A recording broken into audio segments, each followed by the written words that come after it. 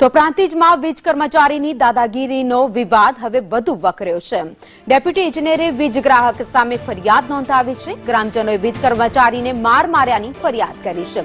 અગાઉ ગ્રામજનોએ વીજ કર્મચારી સામે ફરિયાદ કરી હતી તો વડરાડના લોકોએ 4 દિવસ પહેલા ફરિયાદ નોંધાવી હતી। હવે 3 દિવસ બાદ વીજ તંત્રે ફરિયાદ નોંધાવતા વિવાદ વધુ વકરી ગયો છે।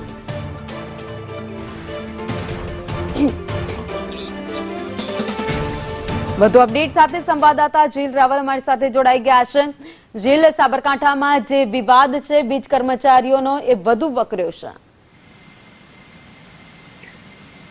જી ભાવિની, આપણે જણાવ્યું કે સાબરકાંઠાના પ્રાંતિજની અંદર જે વડરાની અંદર જે વીજ કર્મચારી દ્વારા માર મારવામાં આવ્યો છે, ત્યારબાદ વીજ કર્મચારી દ્વારા પ્રાંતિજ પોલીસ સ્ટેશનમાં 3 દિવસ બાદ ફરિયાદ નોંધવામાં આવી છે। ત્યારે અત્યારે હાલ તો વડરા ગામના વીજ લોકો દ્વારા વીજ કંપની ખાતે દોડી આવ્યા હતા અને ત્યારે વડરા ગામના લોકોએ વીજ કંપનીમાં જે અધિકારીઓ હતા તેમને રજૂઆત કરી હતી। ત્યારબાદ વીજ કંપનીના જે અધિકારીઓ હતા તેમને વડરા ખાતે ગયેલ વીજ કર્મીના જે માણસ તે દ્વારા પોલીસ ફરિયાદ નોંધવામાં આવી હતી।